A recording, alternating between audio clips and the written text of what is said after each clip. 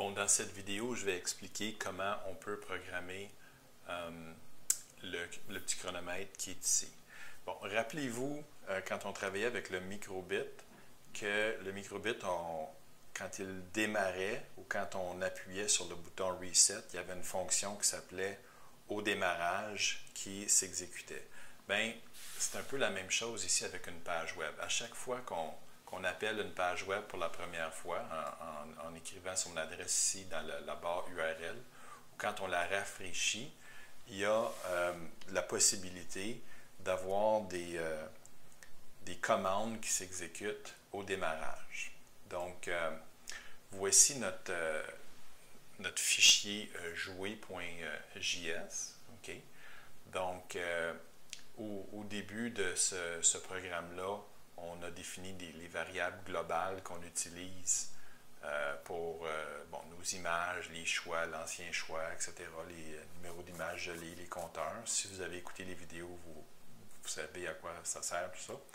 Puis ici, ce que j'ai fait, c'est que j'ai rajouté une autre variable qui s'appelle tick. Okay? Donc, l'idée, c'est comme le tick d'une horloge. Tic-toc, tic-toc, tic-toc. Donc, on va compter les ticks une seconde à la fois, puis on va les afficher à l'écran. Okay? Bon. Maintenant,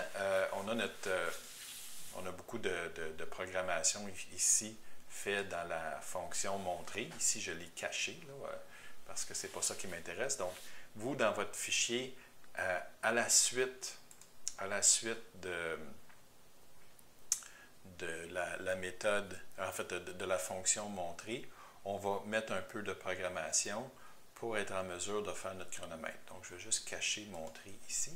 Puis, on va commencer par la fin. Okay? Donc, il y a une commande, en fait, ça se trouve être une variable là, en JavaScript qui s'appelle window.onload. Okay? Puis, on peut dire à window.onload, on peut lui dire le nom d'une fonction qu'on voudrait qu'il soit exécutée à chaque fois que la page HTML est chargée dans un furteur ou bien à chaque fois qu'on fait un rafraîchissement comme je viens de faire présentement ici. Donc, ce qu'on voit, c'est que dans le cas présent, à chaque fois que je fais un rafraîchissement, bien, on repart notre jeu à 0 et puis le chronomètre débute son décompte. Okay? Donc, rappelez-vous, dans le microbit, on avait un petit morceau de casse-tête qui s'appelait au démarrage. Donc, j'ai calqué ça ici.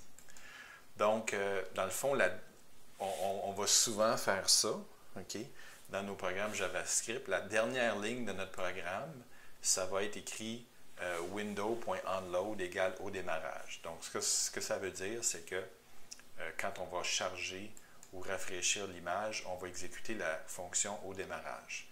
Donc, ça veut dire que juste avant ça, on doit se définir une fonction qui s'appelle au démarrage. Donc, c'est comme ça qu'on définit nos fonctions en JavaScript. Et puis, il va y avoir une commande, il pourrait en avoir plusieurs, mais ici, on a juste besoin d'une commande. On va utiliser la fonction JavaScript qui s'appelle setInterval, qui définit un intervalle, dans le cas présent, en millisecondes. Donc, 1000 millisecondes, c'est égal à 1 seconde.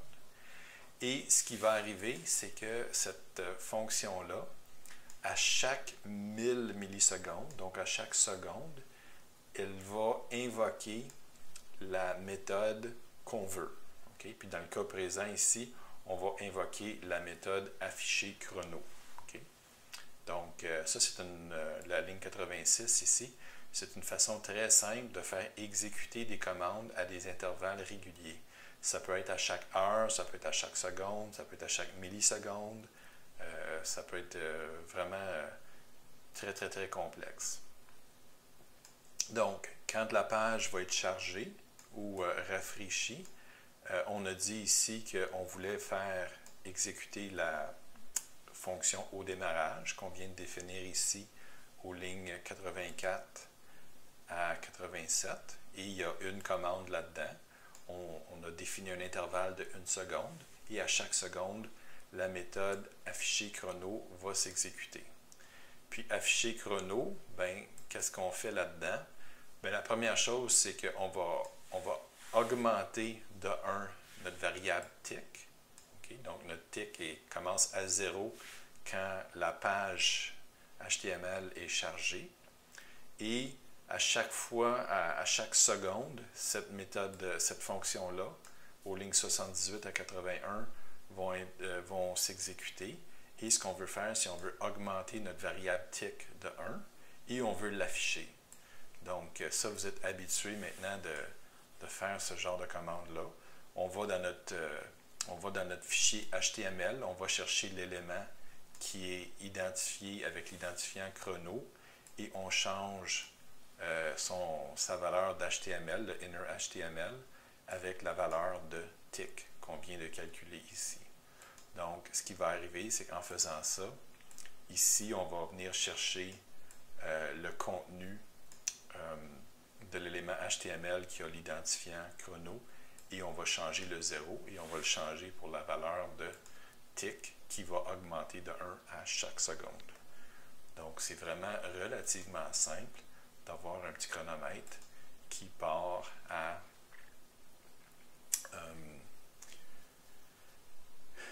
à chaque fois que notre programme est rafraîchi. Je vais juste vous montrer pour m'amuser ici. Si je dis qu'au lieu de compter à chaque seconde, qu'on compte à chaque 100 millisecondes, 100 millisecondes c'est un dixième de seconde, on va voir que ça compte pas mal plus vite ici. Puis, ce qu'on peut faire aussi, c'est diviser par 10. Puis, ce qui va arriver, c'est que ça va nous donner comme une genre de décimale. Okay? Excusez, j'ai un petit problème ici. 10, voilà. Okay? Donc, si je fais ça, ça fait qu'on compte les dixièmes de seconde. Ça a l'air un peu plus stressant pour l'utilisateur. Mais bon, ce n'est pas nécessaire de faire ça. Je voulais juste vous montrer qu'on peut s'amuser avec ça longtemps. Chaque seconde, ça va faire le job. Comme ça ici. Voilà. Ajoutez ça à votre programme. Puis, c'est utile de savoir comment utiliser set interval et set timeout. Notre programme utilise les deux. La différence entre les deux, c'est que set timeout ici va exécuter la fonction qui est précisée ici après un intervalle de 500 millisecondes, par exemple, présentement, ou 200 millisecondes, comme vous voulez. Donc, ça va l'exécuter une fois et c'est tout. Okay?